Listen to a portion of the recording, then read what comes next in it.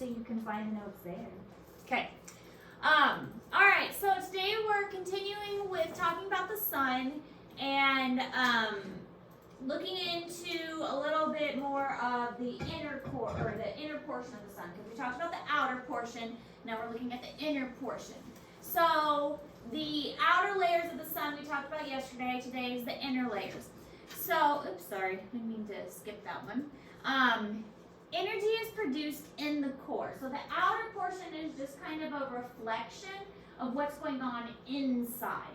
So the outer layers, the photosphere, and those granules, all of that is a reflection of what's going on inside with all that extra heat and things that is taking place because of the intense pressure that's happening inside.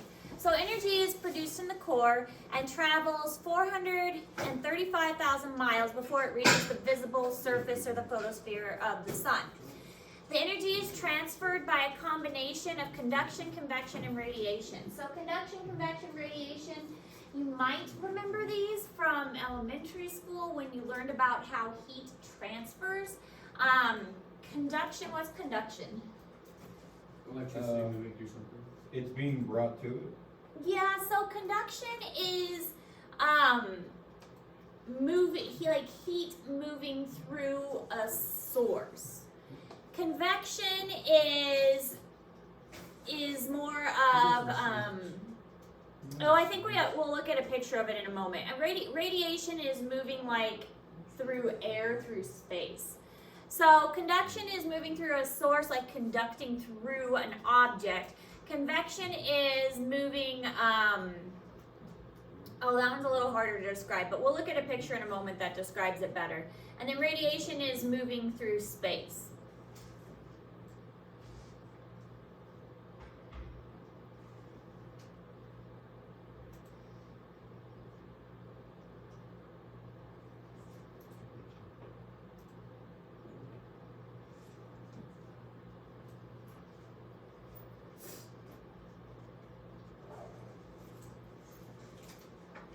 Miss Harris, Mm-hmm. you want a koozie? I have two of them. You want? Sure, I'll take it. Because Kawasaki have two.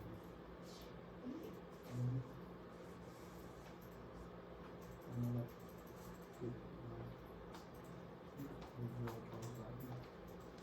That's fine. Kawasaki's good job.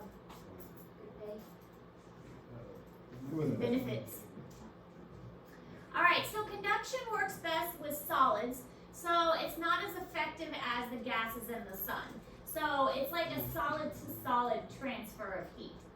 Convection is, that was the currents that we saw like in the, in the mantle. So that's more of a liquid. So think of the liquid moving in the mantle. So that's a good way to describe convection is the circular liquidy movement.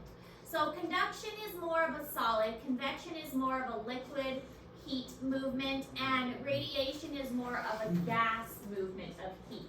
So that's one way you can think of each one. Conduction is solid movement of heat, convection is a liquid movement of heat, and radiation is a gas movement of heat. So mostly it is convection and radiation that allows for the heat transfer in the sun. Conduction isn't quite as much because, again, the sun is mostly gas. And convection is kind of rising and falling movement, kind of a circular movement. And we see that in the inner portions of the earth as well. That's how the plate tectonics move because of that circular rising and falling. It creates that conveyor belt kind of movement that we see with the mantle.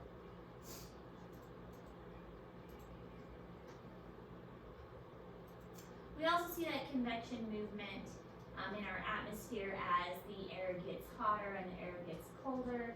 We see that movement within our atmosphere.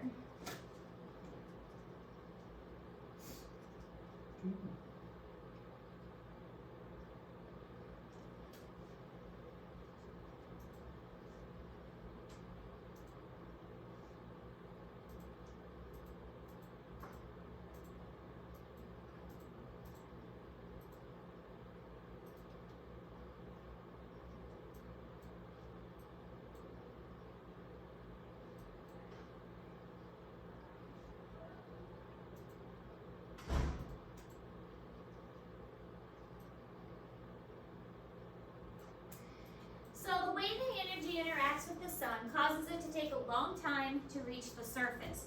So it happens in the core, but by the time it reaches the surface, it takes a while.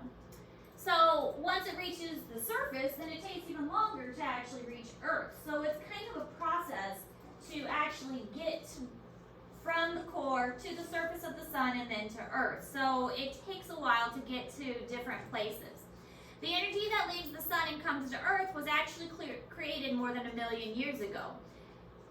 It takes a long time to get to Earth. Now the light, of course, travels faster than the energy, so there's different forms of energy. Light energy is a different form from the heat energy. It's all kind of different. There is sound energy, there is, there's chemical energy. So energy comes in many different forms. But the energy that leaves the sun and comes to Earth was created more than 1 million years ago. Because the energy that's in the core takes a long time to actually leave that core. It's all a process.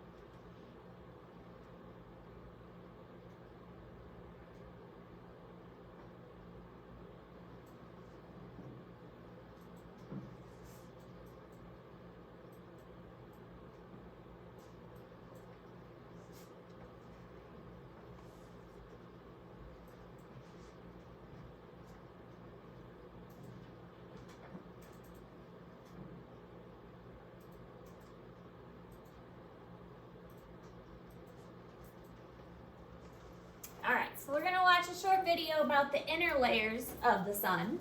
Yesterday we watched the video about the outer layers of the sun.